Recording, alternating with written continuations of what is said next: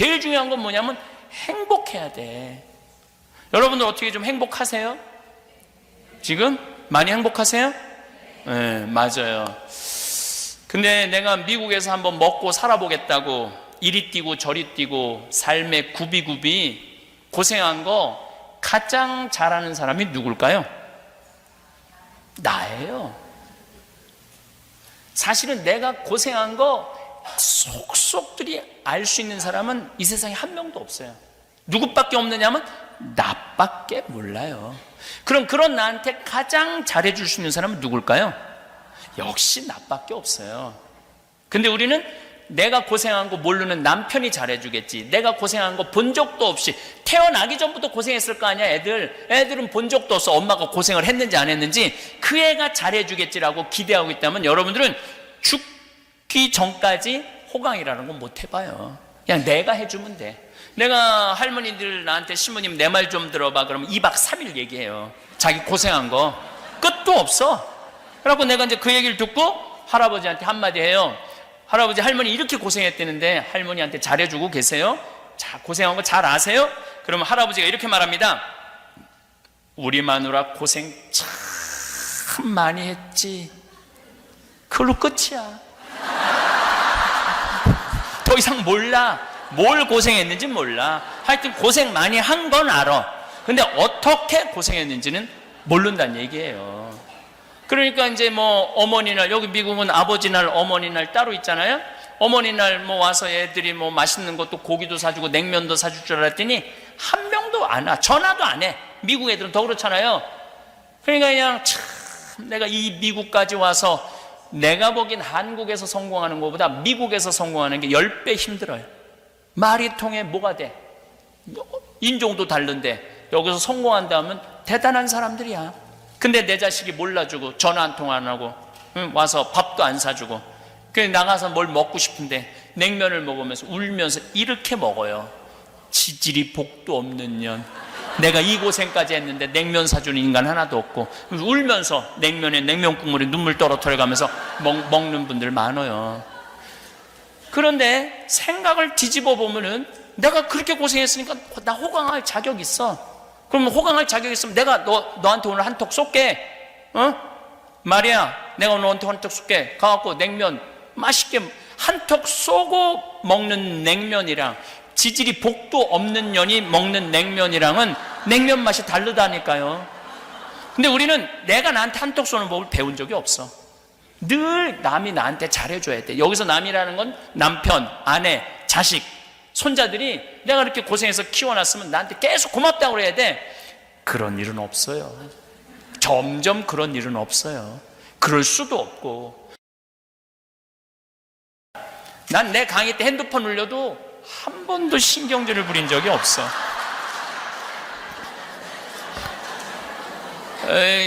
내가 왜 신경질을 안 부리느냐면 내가 30대 때 내가 강의 때 핸드폰 울리면 딱 멈추고 뭐라고 그랬어요. 또 강의 때뿐만 아니라 미사 때 거룩한데 핸드폰 울리면 내려놓고 이 거룩한 기도 시간에 남들 분심 들게 한다고 혼 많이 냈어요.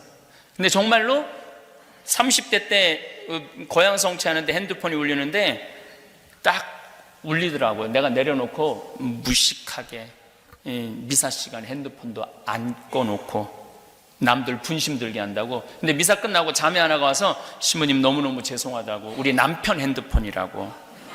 아니 남편이 입이 없냐 발이 없냐, 왜 남편이 와서 사과해야지 당신이 사과를 하느냐. 그랬더니 우리 남편은 청각장애자라는 거예요. 청각장애는 언어장애가 같이 당연히 오죠. 근데 보통 이 휴대폰이 동영상을 보면은 바뀌어요. 진동이 꺼져. 그래갖고 말이 나와요. 그러니까 뭐 휴대폰 동영상을 봤나 봐요. 그러니까 자기가 켜졌는지 모르는 거야. 아내도 모르고 남편도 모르고 신부님 분심 들게 해서 너무너무 죄송하다고. 내가 그날 이후부터 지금까지 내 강의 때 핸드폰 울려도 한 번도 신경질을 부린 적이 없어. 다 사정이 있더라고. 그리고 내 나이만 돼도 네 바지에서 울리는지 내 바지에서 울리는지도 몰라. 지금 핸드폰 울리는 할머니들 자기 핸드폰에서 울리는지도 몰라. 근데 내가 승질 부려봐야 나만 그냥 머리 뜨거운 거예요. 우리 부관장 신부도 신부님 저도 강의 때 핸드폰 울려면은 화 안 낸대. 왜 화 안 내냐 그러니까 아버지랑 미사 참여를 하는데 신부님 말대로 정말로 신부님이 거양성 차렸는데 아버지 핸드폰에서 뱀이다 이게 나오더래. 아니 내 아버지 핸드폰에서도 뱀이다 이게 나오는데 내가 누구를 뭐라고 그러느냐고. 그래서 혹시 까먹을 수도 있고 그러니까 어쨌거나 여러분들도 집에서 보면 자식들한테 너 이번에 대학 떨어지면 너하고 나하고 접시에 코 박고 죽자. 내가 여기 왜 왔는데 내가 이 고생을 왜 하는데 그래갖고 애가 시험을 못 본다고 떨어졌다고 접시에 코 박고 죽자고 그래. 그러니까 우리 한국 사람들은 enjoy your life를 못하는 거야. 그냥 즐기면 되는데 죽기 아니면 까무러치기야. 너무너무 스트레스를 받고 사는 거예요. 아니 애가 12년 동안 공부해갖고 대학 떨어지면 애가 얼마나 스트레스가 많겠어. 상심이 많겠어. 어차피 애 들여보내려면 등록금 필요하니까 너 대학 떨어졌으니까 이거 마음도 좀 울적하고 그러니까 어차피 너 등록금 준비해놓은 돈 이 돈 갖고 유럽 여행 갔다 와. 그러면 애도 행복하고 엄마도 행복할 거 아니야. 그런데 그냥 너하고 나하고 이번에 대학 떨어지면 접시에 코 박고 죽자. 그러니까 애들이요 점점 스트레스를 받고 사는 거예요. 인생에 대해서 부담이 점점 많은 거예요. 꼭 출세해야 돼요 여러분들. 꼭 돈 많이 벌어야 돼요. 저는 요즘 점점 그런 생각이 많이 들어요. 꼭 출세해야 될까? 우리나라 출세한 대통령 끝을 가만히 보면은 출세한 게 좋은 게 아닌 것 같아요. 출세하는 게 그렇게 부러울까요? 나는 출세하는 거 하나도 안 부러워요. 차라리 여러분들이 훨씬 행복한 분들이에요. 여러분들은 감옥에 가고 싶어도 갈 수가 없어. 누가 돈을 갖다 줘야지 가볼 거 아니야. 감옥에 가볼 거 아니야. 돈 주는 사람도 없고. 마음의 평화는 여러분들이 훨씬 많을 거예요. 가장 잔인한 부모가 어떤 부모냐면은 자식 판검사 만드는 부모들이에요. 가장 잔인한 부모들은 판검사 되려면은요 해가 뜨는지 달이 뜨는지 모르고 살아야 돼요. 중고등학교 시절 이 학원 저 학원 밤 11시 12시 새벽 1시 2시 사법고시 하려고 그러면은 정말로 상상을 초월할 만큼 공부 많이 해야 돼요. 그래갖고 사법연수원에 1000명 뽑아요. 보통 1년에 1000명 뽑으면 그 중에 판검사는 200명 밖에 안 돼요. 조금 할 때는 150명, 나머지 700명, 800명은 다 변호사예요. 또 지금 변호사들도 반 이상이 월급 300만 원 이상도 못 번대요. 지금 죽어라고 돈 벌고 죽어라고 공부해봐야 그렇게 좋은 게 아니야. 그럼 정말로 판검사 딱 임용되면은 창창한 미래가 보장이 돼 있느냐? 아닙니다. 만나는 사람이 누구냐면은 살인범, 강간범, 도둑놈, 사기꾼, 이런 사람만 만나는 거예요.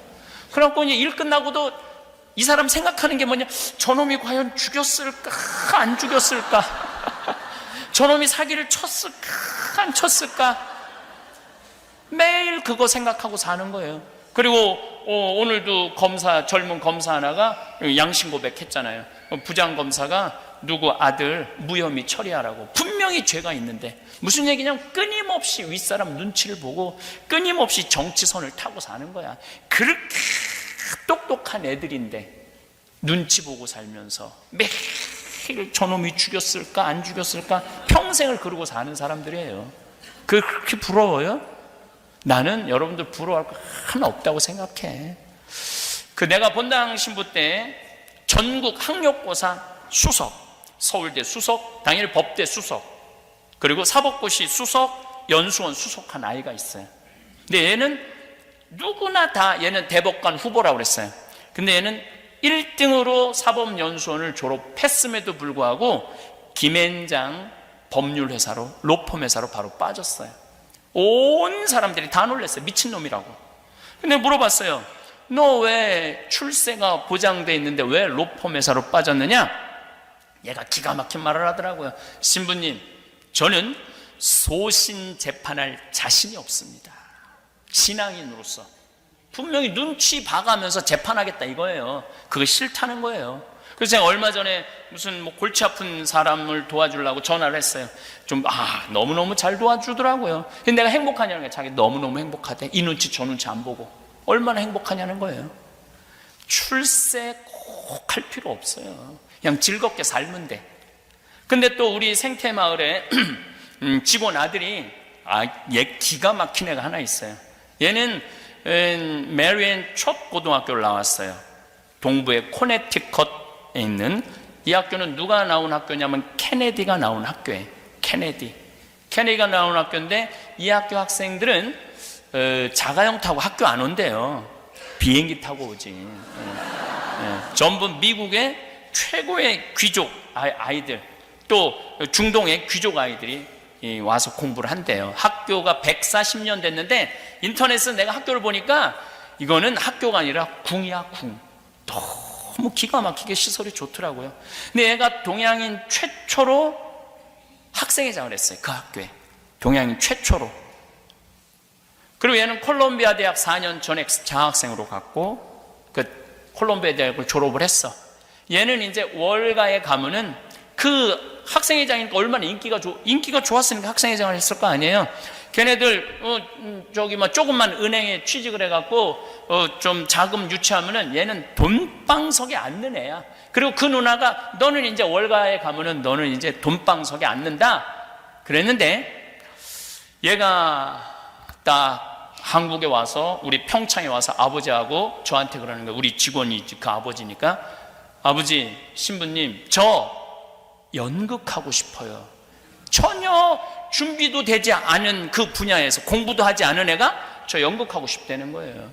근데 저는 내 주위에 있는 모든 사람들한테 똑같이 하는 얘기가 있어요. 인생은 별거 없다. 하고 싶은 거 하고 살다가 죽는 게 최고의 인생이다. 남 눈치 봐가면서 이 판사들 눈치 보고 검사들 이 눈치 저 눈치 봐가면서 이 선 탔는데 여기 우병우 라인이 망가지면 다 쫓겨나고 저 라인이 망가지면 다 쫓겨나고 그런 거보다도 내가 하고 싶은 거 하고 사는 게 최고로 행복한 사람이다. 시키자. 아버지도 이제 좀 돈이 필요했음에도 불구하고 좋다고 시키자고 그래서 했어요. 얘가 NYU 뉴욕 주립대학 대학원을 연극 대학원을 갔어요. 2년 졸업을 하고 나서 연주회를 하는데 뭐 NYU 대학 졸업 연주회 그 중에 가장 많은 감독들한테 네임카드를 받았대요. 근데 얘는 정말로 뮤지컬 배우로서 연극 배우로서 치명적인 약점이 있어요. 어떤 약점이 있느냐면 나보다 키가 조금 커요. 치명적이죠. 그럼에도 불구하고 하고 싶으니까. 그런데 얘가 뭐 오디션에 됐느냐 하면은 이번에 시카고 작년 아마 11월 달부터 이번 한 4월 달까지 시카고에서 조지 해밀턴이라는 뮤지컬을 했어요. 여기서 6개월 연속 1800석 전성 매진. 근데 얘는 뭐에 됐느냐 하면 조연의 더블 캐스팅에 됐어요. 조연이 아프면은 대타로 나오는 걸로. 그런데 나는 그거 된 것만 해도 나는 너무너무 기가 막힌 거예요. 졸업하자마자 경험도 없는 애가 거기에 된다라는 게 6개월 하고 이제 지난 5월 언제 끝났어요? 6개월에 얘가 받는 게 10만 달러예요. 10만 달러. 조연의 대탄데도 10만 달러. 아파트 다 구해주고 이사 오면 이사 비용 다 대주고 10만 달러. 근데 지난 5월 달에 이제 끝났으니까 얘 또 새로운 오디션을 봐야 되잖아요. 근데 얘는 어디에 가서 오디션을 받느냐면 브로드웨이에 가갖고 누가 하는 거냐면 줄리 테이머라고 라이언 킹 제작자가 이번에 M 버터플라이라고 브로드웨이에서 공연을 새로 올려요. 거기에 주연으로 뽑혔어요. 주연으로. 기가 막히지 않아요? 한국인 최초로 10월 27일 날 아마 첫 공연을 한다고 그래. 근데 너무너무 재미난 거는 시카고에서 이 해밀턴 마지막 연극 때 이쪽 제작자가 얘가 줄리 테이머한테 선택을 받은 거 아니에요. 그랬더니 네가 나한테 오면 언제든지 주연을 시켜주겠다. 그리고 조지 해밀턴 마지막 공연에, 시카고에서 한 마지막 공연에 3시 공연, 7시 공연을 얘를 주연을 줬어. 주연을. 그래갖고 얘가 주연을 했어요. 그리고 커튼콜을 나한테 보내는데 정말로 기립박수를 받는데, 마지막에 그 하이파이를 동료들하고 하는데 키가 조그마니까 다 점프해서 하이파이를 하더라고요. 점프를 해서. 그럼에도 불구하고 기립박수를 받고 그런다는 건 얘가 너무 에너지가 많은 애예요. 에너지가 많아. 얘를 월가에 데려다 놨으면은 얘하고 술 먹고 비유 맞추고 쟤하고 술 먹고 비유 맞추고 그럴 거 아니에요. 걔는 행복하지 않았을 거예요. 근데 자기는 너무너무 행복하대. 근데 더 기가 막힌 건 얘가 나한테 편지를 했어요. 이제 그 오디션이 되고 난 다음에, 신부님 너무너무 감사하다고. 왜 감사하냐면은 내가 평상시에 얘 오면은 $2,000, $3,000 막 줬어요. 내가 또 사람한테 투자하는 기본이 있거든. 막 줬어. 또 뉴욕에 가면은 나오라고 그래갖고 밥 사주면서 또 $1,000 강사료 받은 거 뭐 한국까지 갖고 가요. 그냥 다 줬어. 근데 얘가, 신부님, 저는 신부님을 기억합니다. 우리 집이 너무너무 힘들 때 신부님이 배려해주고 유머로 안아주고, 난 내 강의 때 핸드폰 울려도 한 번도 신경전을 부린 적이 없어.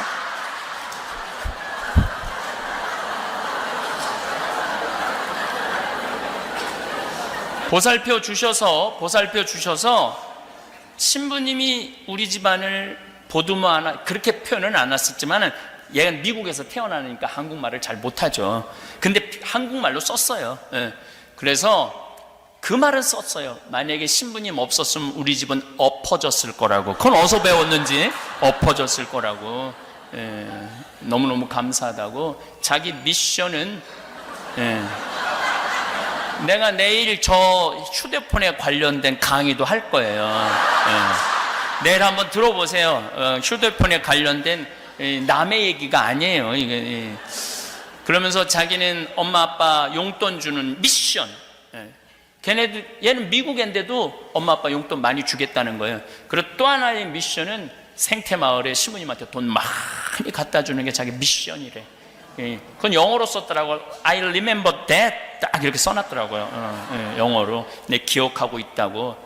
저는 저한테 돈 안 갖다 줘도 돼요. 그냥 그 아이가 그렇게 행복하게 사는 모습을 보면서, 아, 인생은 별게 아니구나. 그냥 자기가 하고 싶은 거 하는 게 인생이구나. 만약에 저는 걔가 성공하지 않았다도 행복하다고 그러면 그럼 그걸로 오케이예요. 굳이 성공까지 갈 필요도 없어요. 그냥 자기가 좋아하는 거 하면서 살면 되니까. 저는 제가 신학교 때, 중고등학교 때 어머니 아버지가 성당을 안 다녔어요. 내가 신학교 간다고 그랬을 때 반대를 너무너무 많이 하셨어요. 정말 고등학교 3학년 때 학교 공부 끝나고 너무 배고파갖고 라면을 끓이면은 어머니가 거실에 나와서 라면을 뺏어갖고 변기통에 버리셨어요. 너는 라면 먹을 자격 없다고. 신학교. 우리 어머니 뭐 옛날엔 다 그랬죠. 서울대 법대 가라고. 실력도 안 되는데. 참 부모들은 참 답답해. 자식이 실력이 뭔지도 몰라 무조건 서울대 법대 가라고. 실력도 안 되는데 먹을 자격 없다고 버리고 그랬어요. 신학교 내내 저를 불만족한 눈으로 바라보셨죠. 근데 요즘은 어머니가, 요즘 이제 평화방송 나올 때는 내가 대단한지 몰랐는데 아침마당에 5번을 나오는 걸 보고, 아침마당에 5번을 나오는 걸 보고 어머니가 하는 말이 있어요. 내가 저 인생의 앞길을 막았다면 우리 아들 못 했을까? 굉장히 불행했을 거예요. 끊임없이 사제에 대한 그리움, 원망 이런 게 있었을 거예요. 내 아들이 저렇게 좋아하고 전 세계를 돌아다니면서 저렇게 하고 싶은 내가 왜 말렸는지 모르겠다고 너무너무 미안하고 후회된다고. 인생은 하고 싶은 걸 하고 살아야 돼요. 그리고 여러분들 자녀들 공부 못해도 공부를 못하는 건 죄가 아니에요. 공부를 못하는 거. 그리고 되게 공부 못하는 애들이 성격이 참 좋아요. 초등학교 때 보면은 공부 못하는 애들 보면 내일 시험인데도 뜨긋해. 근심 걱정이 없어. 얘는 아무 위기도 못 느끼는데 엄마가 느긋한 애를 보고 하는 말이 있어요. 내가 너 같은 걸 낳고 좋다고 미역국 끓여 먹은 내가 미친년이다. 그 초등학교 4학년 5학년 애가 당황스러운 거예요. 내가 뭘 잘못했다고 엄마가 미역국 끓여 먹었다고 미쳤다고 그러나. 그리고 애가 막 밥 맛있게 먹으면은 엄마가 또 한마디 해. 밥이 목구멍으로 넘어가냐. 아니 얘가 무슨 죄를 졌다고 밥 먹는 것까지 목구멍으로 넘어가냐. 점점 삐뚤어지는 거야 얘가. 그래갖고 고등학교 3학년 때 보면 괴물이 되는 거. 괴물. 원래 성격 좋은 애들을 계속 엄마가 넌 나쁜 놈이다, 넌 죽일 놈이다, 너 이번에 대학 떨어지면 너하고 나하고 접시에 코 박고 죽자, 이런 얘기를 하니까 애들이 점점 삐뚤어지는 거예요. 공부를 못하는 건 죄가 아니에요.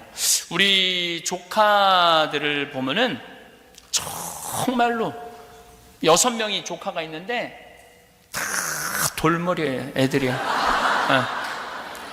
우리 조카 6명 중에 내가 그렇게 저지방 대학을 저지하겠다고 저지방 우유를 그렇게 먹였는데도 6명 다 저지방 대학에 나왔어요. 한 명도 빠지지 않고 다 저지방 대학 나왔어요. 서울 안에 들어간 애는 단 한 명도 없어요. 그런데 얘네들이 불행하냐? 너무너무 행복하게 살아요. 돈을 못 버냐? 돈도 너무너무 잘 벌어요. 시집을 못 갔느냐? 시집도 너무너무 잘 가요. 걔네들은 태어나면서부터 계속 초등학교도 행복했어요. 왜냐면 엄마 아빠랑 여름에 맨날 놀러 다녔어. 학원이라는 걸 안 다녔어. 계속 행복해. 중고등학교 때도 스트레스 안 받았어. 계속 행복해. 대학교 때도 저지방 대학 다녔고 스펙 살 일이 없어서 계속 행복해. 대학 다녔어. 계속 행복하게 살았는데 지금도 행복해. 너무너무 신기한 이론이 하나 있어요. 행복한 애가 행복하게 살아요. 어렸을 때 불행하게 지낸 애들은요 커서도 불행해요.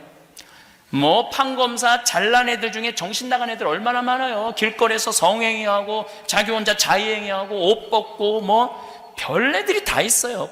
누가 판검사 되는 애들이 그런 애들이 많은 거예요. 삐뚤어 자란 애들이죠. 공부는 잘했지만은 행복하지 않은 애들이에요. 공부는 잘했지만. 우리 생태마을에 직원이 40명 있어요. 굉장히 오고 싶어 하죠. 취직하고 싶어요. 그런데 제가 강의 중에 공부하기 싫은 애들 다 나한테 데리고 와라. 다 나한테 데리고 와요. 취직시켜달라고. 근데 그 애들은 어떤 상태 애들이냐면은 컴퓨터, 게임 중독, 우울증, 알코올릭, 약물 중독에 걸린 애들이에요.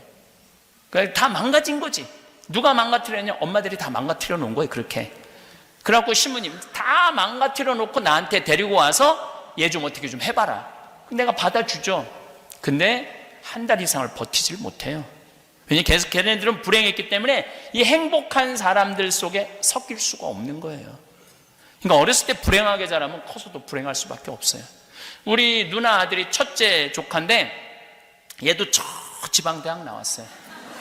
근데 얘는 결혼도 너무너무 잘했고 애들한테도 너무너무 잘하고, 그리고 놀라운 거는 연봉 1억이 넘어요. 돈을 1억 이상 벌어요. 애가 행복하니까 뭘 해도 잘 돼. 행복한 애들은 뭘 해도 잘 되게 돼 있어요. 근데 우리 큰형 아들이 이번에 대학을 졸업, 우리 조카들은 특징이 있어요. 단 한 명도 직장 생활하는 애들이 없어요. 왜냐하면 원서를 넣을 수가 없어. 원서를 넣을 수가 없어. 내가 뭐 웃기자고 하는 얘기가 아니에요. 진짜 애들이 머리가 나빠요. 그냥 직장 생활 할 수가 없어. 근데 이번에 다섯째도 대학을 2월 달에 졸업하는데 그 제일 큰 형, 연봉 1억이 넘는 형이, 야, 내가 이 사업을 해보니까 이게 블루오션이다. 너 이거 한번 해봐라. 여기저기 괜히 원서 넣어갖고 100번, 200번 떨어지지 말고. 근데 제가 5년 전에 우리 형제들하고 이런 얘기를 했어요. 우리 애들 머리 나쁘다. 직장 생활 못한다. 할 수 있는 건 가게 사업이다. 그러려면 애들 자본이 필요한데 느닷없이 해달라고 그러면 부모 힘들 거 아니냐. 걔를 모으자. 그래서 우리가 4형제가 한 달에 400만 원씩 모았어요. 1년이면 5천만 원, 5년 모았으니까 2억 5천. 그러니까 애들이 가게 한다고 그러면 다 대주는 거야. 니네들 은행 가지 말아라. 우리 사랑의 황씨 통장 이름이 사랑의 황씨 통장이야. 그 통장 이름이 거기서 다 대주는 거야. 근데 이번에 다섯째도 다 조사를 해갖고 나한테 딱 리포트를 했더라고요. 보니까 괜찮아. 들어가는 돈이 얼마냐? 7,800이래. 오케이, 대줄게. 돈이 있으니까 딱 대줬어요. 근데 첫 달에 걔가 벌은 돈이 650만 원이래. 근데 내가 7월 달에 나오는데 6월 달에 얼마를 벌었는데 1250만 원을 벌었대. 1250만 원. 그 얘는 어렸을 때부터 계속 놀았어. 걔가 유일하게 부모한테, 할머니한테 맞은 거는 미사 빠진 거. 우리는 미사 빠지면 용서를 안 해. 할머니가 2단 옆차기를 날려요. 그래서 애들이 우리 할머니 태권도 했어? 막 그래요. 미사 빠진 거. 그거 얘는 공부 못하는 건 절대 뭐라고 안 그래. 얘는 어렸을 때부터 쭉 행복하게 지내고, 중고등학교 때도 공부 스트레스 안 받고 행복하게 지내고, 대학교도 행복하게 지내고, 돈도 행복하게 버는 거야.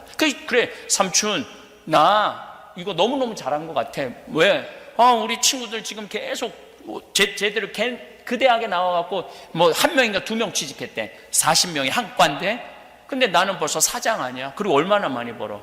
그럼 어렸을 때 공부 쭉 죽어라 해갖고 SK 삼성 들어가 봐야 연봉 5천도 안 돼요. 근데 얘는 연봉 1억이 거의 될 거라는 거야. 그러니까 누가 더 행복한 거야? 난 얘가 훨씬 행복하다고 생각해. 여기에는 심성이 정말로 바르게 자라는 조건이 있어. 그랬더니 한국에서는 할머니가, 내 강의를 쭉 듣더니 할머니가 그 아이템이 뭐예요? 이런 할머니가 있더라고요.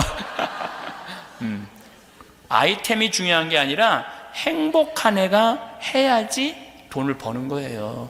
불행한 애가 하면은 언젠간 망가지게 돼 있어요. 제일 중요한 건 뭐냐면 행복해야 돼. 여러분들 어떻게 좀 행복하세요? 지금? 많이 행복하세요? 네, 맞아요. 근데 내가 미국에서 한번 먹고 살아보겠다고 이리 뛰고 저리 뛰고 삶의 구비구비 고생한 거 가장 잘하는 사람이 누굴까요?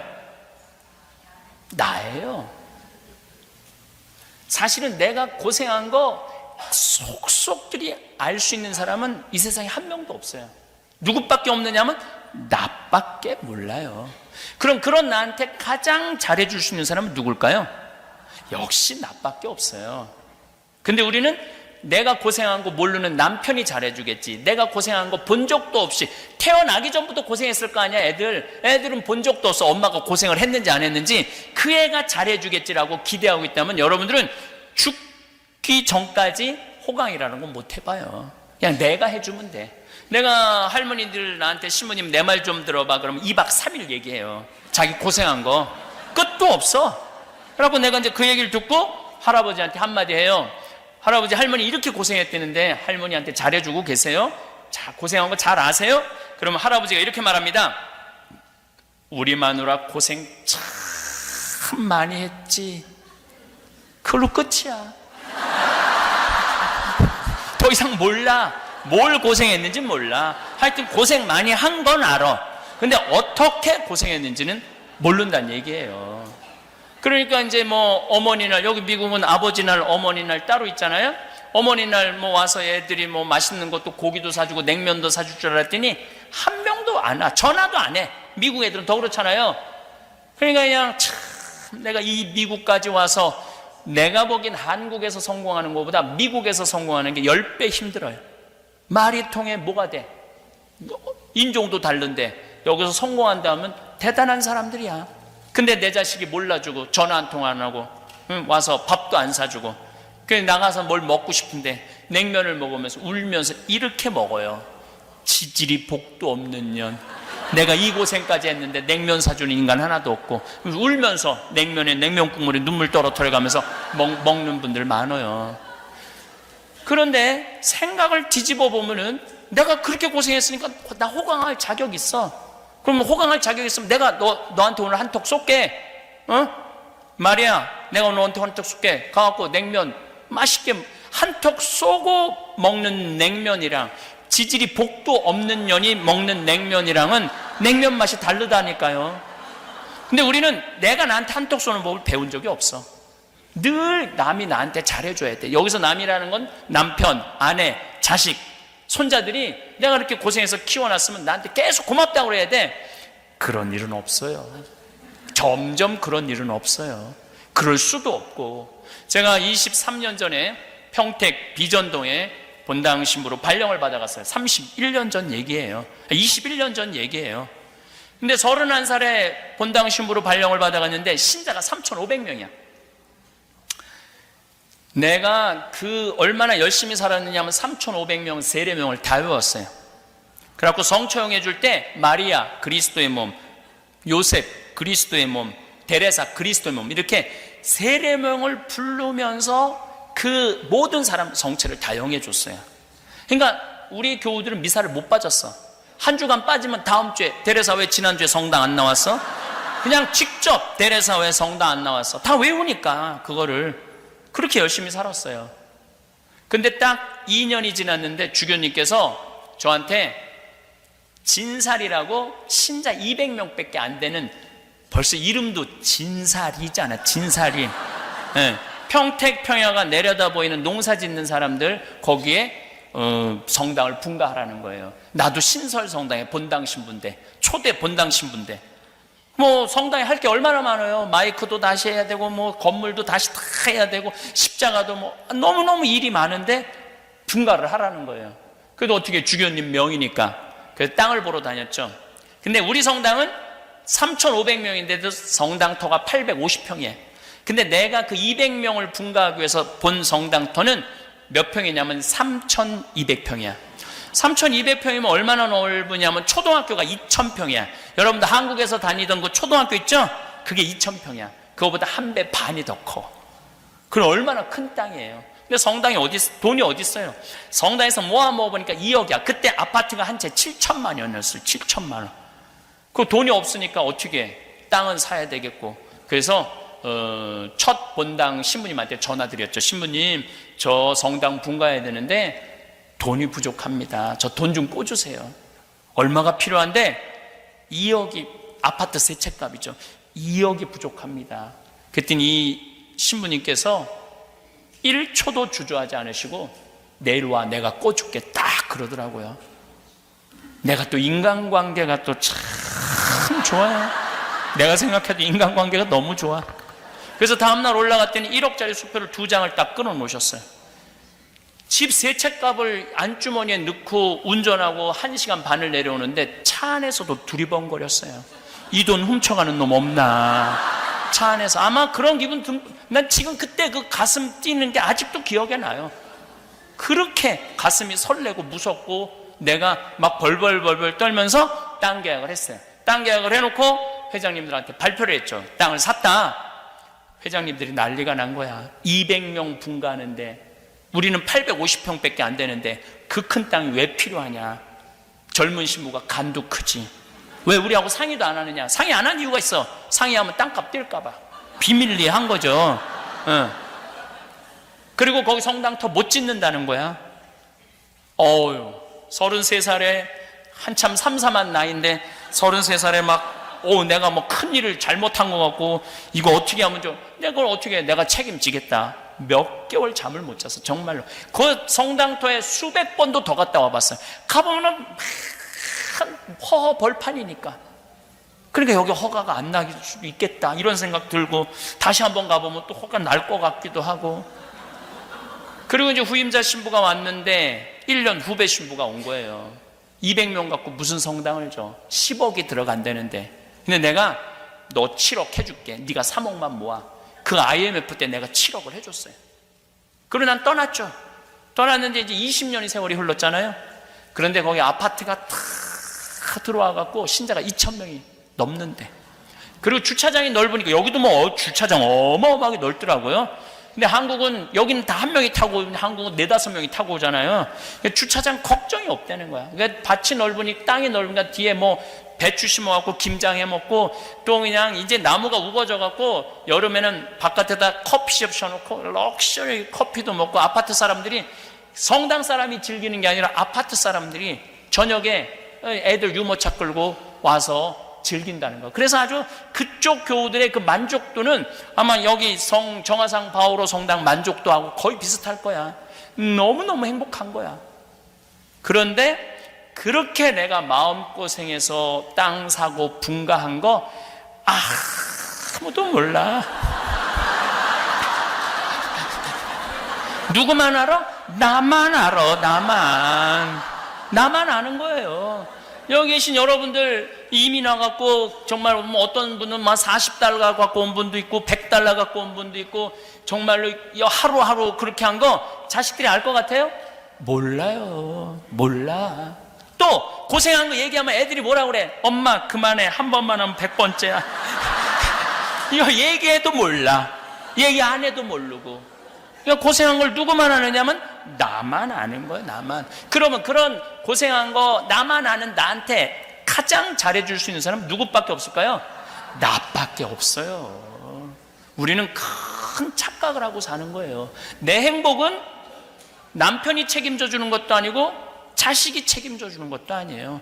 내 행복은 누가 책임져내냐면 내가 책임지는 거. 내가. 그런데 그때 4억 주고 산 땅이 지금 무슨 삼성 쇼핑몰이 들어온대요. 거기에. 그래갖고 땅값이 아파트가 다 들어와. 정말 그때 22년 전의 모습은 온데간데 없고 완전히 새로운 도시가 쓴 거야. 그때 4억 주고 산 땅이 100억 정도 가치가 됐대요. 그런데 내가 그렇게 교회 재산 100억으로 늘려준 거 아무도 몰라. 누구만 알아? 나만 알아. 나만 아는 거야. 그럼 나한테 잘해줄 수 있는 사람은 누구밖에 없을까요? 나밖에 없는 거예요. 나밖에. 그래서 저는 저한테 참 잘해줘요. 누가 뭐라 그래도 나는 남한테 원망 거의 안 해요. 뭐 맛있는 거 있으면 나 다 내 돈 가지고 가서 사 먹어요. 내가 항상 그러잖아. 차연아 갈비 먹고 싶니? 가자. 내가 사줄게. 내가 나한테 사줘. 뭐 총회장이 사줄래나 부회장이 사줄래나 성무회장이 사줄래나 기다리다가는 갈비 한번 못 얻어 먹어요. 갈비 한번. 그 다음에 가끔 영덕대게 여기 랍스터 먹고 싶잖아요. 전 그냥 가요. 가서 사 먹어요. 영덕대게는 좀 비싸요. 20만 원, 30만 원. 그래도 내가 100억을 벌려준 사람인데 날 위해서 20, 30만 원을 못 써. 먹어요. 그럼 기분이 너무너무 좋아. 행복하고. 남 원망할 거 없어요. 내가 이번에 25주년 행사하는데 그 진살이라는 성당에서 한 명도 안 왔어요. 한 명도. 왜냐하면 올 수가 없어. 왜냐하면 그 2,000명 중에 내가 떠나고 난 다음에 세례받은 사람들도 많아요. 그렇지 않겠어요? 그리고 후임자 신부가 5대째라는데 내가 쭉 얘기를 들어보니까 내가 신부 떠나고 난 다음에 신학교 들어온 애들이 많아. 내가 신부 된 지 이렇게 젊어 보여도 25년이나 됐는데 25년이면 세 텀이 돌아가는 거예요. 신학교 7년 21년. 그럼 그 밑은 모르는 거예요. 근데 원망스럽다고 섭섭하다고 인간한테 잘해줘봐야 다 소용없다고 머리 검은 짐승한테는 잘해주는 게 아니라고 이게 다 자기를 사랑할 줄 모르는 사람들이 하는 얘기예요. 그냥 자기가 해먹으면 되지. 자기한테. 작년 12월 6일 날 저는 이선희 콘서트를 갔어요. 너무너무 바쁜 와중에 전 이선희 노래를 너무너무 좋아해요. 모든 곡들이 다 좋아. 근데 요즘 나온 곡에 인연이라는 노래가 있어요. 이거 들어보면 가슴이 찢어져요. 무슨 내용이냐면 이 생에는 안 되니까 다음 생에라도 우리 사랑하자는 얘기야. 이거 우리 신부들을 위한 노래야. 오늘 집에 가서 들어보세요. 내가 얼마나 구구절절히 이 얘기를 뭐 어떨 때는 그 강의 끝나고 들어올 때 2시간 내내 그것만 반복해서 들을 때도 있어요. 어쩜 이렇게 노래를 기가 막히게 하느냐. 근데 공연을 가고 싶은 거, 공연을. 근데 뭐 이 12월 6일 이제 하루 딱 비길래 주일날 서울 공연 벌써 끝났더라고. 대전 투어가 있더라고. 대전 공연 강당인데 큰 체육관인데 좀 늦게 예약을 했어. 그래도 VIP 자리를 예약하는데 15만 6천 원이에요. 15만 6천 원. 15만 6천 원인데 누구 돈으로 끊었느냐 하면 내 돈으로 끊었어요. 왜? 누가 보고 싶어? 내가 보고 싶으니까. 내가 보고 싶으니까 내 돈으로 끊었어. 그런데 그게 달라요. 내가 좋아서 내 돈으로 끊고 내가 가서 듣는데 첫 곡이 인연인 거야. 그 얼마나 기분이 이게 설레고 흥분되는지 막 기가 막히더라고요. 여러분들도 조용필 씨 혹시 여기 오면은 꼭 공연 가세요. 네? 공연을 왜 가야 되냐면은 이제 조용필도 노래 부를 날이 얼마 남지 않았어. 여러분들의 문제가 아니라. 그러니까 그 기가 막힌 공연 가보면은 막 흥분되고 너무너무 좋다는 거예요. 그래서 하고 싶은 거 하세요. 그리고 지질이 복도 없는 년이 냉면 먹지 말고 이제까지 미국에 와서 30년 동안 애쓴 멋있게 사는 나한테 한턱 쏘는, 한턱 쏴서 먹는 냉면, 그래갖고 눈물찍 콧물찍 흘리지 말고, 아, 난 정말 멋있게 살아왔어. 난 정말로 이 미국에 와서 이 정도면 난 훌륭해. 나는 오늘 냉면 먹을, 시카고 피자 먹을 자격 있어. 진짜 맛있더라고요, 시카고 피자.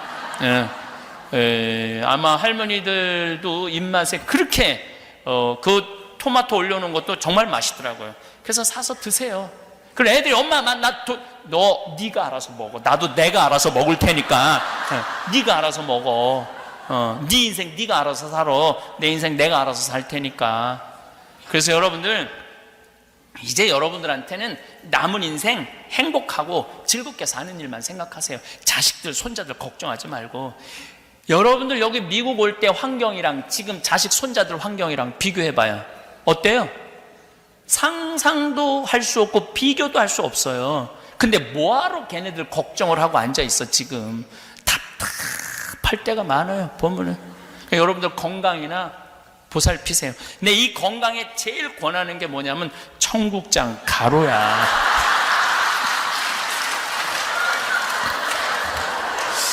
내가 그 청국장 이 가루를 10년 전부터 만들어 팔기 시작했는데, 첫 해 500만 원, 둘째 5천만 원, 올해는 30억, 300만 달러, 3밀리언을 판매를 해요.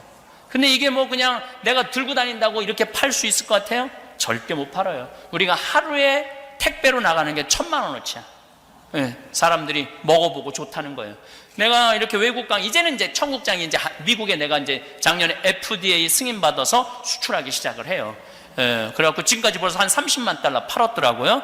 근데 앞으로도 굉장히 많이 팔릴 거라고 생각을 해요. 내가 이 남미 강에 가고 아사도인지 뭔지 하여튼 고기를 엄청 먹이더라고. 이 나라 저 나라 다 가면 속이 진짜 안 좋았어요. 한국에 가고 너무 안 좋았는데 청국장 가루 밥숟갈 2숟갈, 밥숟갈 2숟갈 크게 뜨셔야 돼요. 조그맣게 뜨면 안 돼. 티스푼으로 뜨면 안 돼요, 여러분들. 밥숟갈 그래봐야 그 한 봉지 한 달 먹을 수 있어요. 밥숟갈 크게 떠갖고 여기 물에 타서 내가 먹고 다음날 화장실을 갔는데 똥이 60cm가 나오더라고. 굵은 똥이 60cm가 나오더라고. 진짜 좋은 것 같아. 미국 LA에 확 붐이 일어나는 건 어떤 분이 당이 있는데 당이 잡혔대. 그래갖고 뭐 이분 저분 다 사준대. 고혈압도 마찬가지지만. 내가 이렇게 전화를 받아보면은요, 가끔 직원들이 너무 바쁘면 나도 전화를 받거든요. 생태마을에서. 한 분이야. 세례명을 꼭 물어봐요. 저 천주교 신자 아닙니다. 천주교 신자 아닌데 어떻게 주문했냐 그러니까, 너무 또 마침 수원에 우리 정작 꽃매라고 우리 집 동네야. 제가 너무너무 아파갖고 이제 쓰레기를 버리러 나가는데, 쓰레기 버리러 온 자매한테 나는 너무너무 아프다고 그랬더니 그 자매가 그러더라고. 청국장 가루 먹으라고, 생태마을에서 만드는. 그래서 이끈 저끈 잡아본다고 그 청국장 가루를 사다 먹기 시작했대요. 온 집안에 약을 다 갖다 버렸대. 신부님 너무너무 감사하다고. 참, 우리 교우들은 복음을 전하라고 그랬더니 청국장 가루를 전하고 있어. 전하려면 복음을 전해야지. 제가 성서 강의하는데 그 학생 중에 한 명이 우리나라 고려대학교 대학병원 약학장이야. 교수죠, 당연히. 약사고. 근데 나한테 하루는 찾아와서, 신부님 저는 신장의 하나를 기능을 못합니다. 그리고 하나는 52%밖에 기능을 못합니다. 약사니까 아주 자기 몸에 대해서도 너무 잘 설명을 하더라고요. 제가 피곤하면 화장실에 가면 콜라 색깔이 나옵니다. 신장은 좋아지는 경우가 없습니다. 점점 55살, 6살쯤 되는데 점점 안 좋아지다가 마지막엔 투석을 하게 되는 경우입니다. 근데 약으로는 안 되니까 건강식품을 찾아봤대요. 근데 우리 생태마을에 청국장이 K2라는 성분이 있대. 그게 신장이 좋대요. 그래갖고 본인이 FDA 승인 받는 거 보내라고. 그거 완전히 영어로 된 건데 딱 받아보더니 단백질 변형도 너무 잘 돼 있고 철분 함량이 너무너무 많다는 거예요. 이 철분이, 이 50대 60대 된 주부한테 최고 필요한 게 철분이라고 그러더라고요. 철분 함량이 너무 많아갖고 자기가 먹기 시작을 했는데 3달을 먹었는데 52% 기능밖에 못하던 게 64%로 올라갔다는 거예요. 신부님, 제가 이 리포트 드릴 테니까 온 세상 사람들한테 얘기하세요. 제가 그래도 전문가입니다. 정말로 좋은 청국장 이렇게 만들어서 판매해 주셔서 너무너무 감사하다고. 내가 그 청국장 갖고 왔어요. 바깥에 나가셔서 사시면 돼요. 그런데 이 때가 기회라고 지금 500개를 보냈는데 다 팔렸대 벌써. 사고 싶어도 못 산대. 아까 신부님이 그러시더라고요. 주문하면은 여기는 어차피 뭐 여러 가지 방법이 있어요. 비행기로 오는 방법이 있고 배로 왔다가 기차로 오는 방법이 있고 아마 여기 스태프들이 잘 알아서 할 거라고 생각을 합니다. 그리고 여러분들 자녀들 중에 성당 안 다니는 자녀들이 있을 거예요. 그런데 여러분들 앞으로 제발 이 말만은 하지 마세요. 애들이 성당 안 나오는 건 지겨운 거야. 성당 나가는 게 재미도 없고. 근데 안 그래도 나가기 싫은데 늙은 엄마가 머리 하얗고 이마 쭈글쭈글한 할머니, 웃어도 괜찮은 엄마가 성당 나가라 할 때 어떻게 하면서 성당 나가라고 그러는지 알아요? 성당 좀 나가. 안 그래도 나가기 싫은데 늙은 엄마가 인상 쓰면서 성당 좀 나가 그러면 더 나가기 싫어요. 그러니까 오늘 이후부터 그건 선교가 아니야. 더 성당에서 밀어내는 거야. 사실은 정말 여러분들 자식들한테 선교하고 싶다면 애들이 오잖아요. 이렇게 말해야 돼요. 나는 하느님을 믿어서 너무 행복하다. 그리고 나는 오늘 이후부터 지질이 복도 없는 년이 냉면 먹지 않고 이 미국에 와서 훌륭하게 산 나한테 내가 쏠 거다. 난 너무너무 감사하다. 난 너무너무 사는 게 즐겁다. 난 대통령, 니네들 대통령 안 되는 거 안 만드는 거 난 너무 훌륭하게 생각한다. 만들면 너희도 총 맞아 죽거나 뛰어 죽거나 감옥에 가거나 할 텐데 내가 너희들 얼마나 훌륭하게 키웠냐. 난 엄마는 너무너무 행복하다. 하느님 믿어서. 그리고 여러분들이 죽잖아요. 그럼 애들이 살다가 지칠 때 엄마가 하느님 믿어서 늘 행복하다고 그랬지. 엄마 항상 충만하게 살다가 세상을 떠났지. 나도 신앙을 가져야 되겠다. 그리고 성당 나가는 거예요. 근데 그냥 밑도 끝도 없이 성당 좀 나가. 그럼 안 나가요. 예.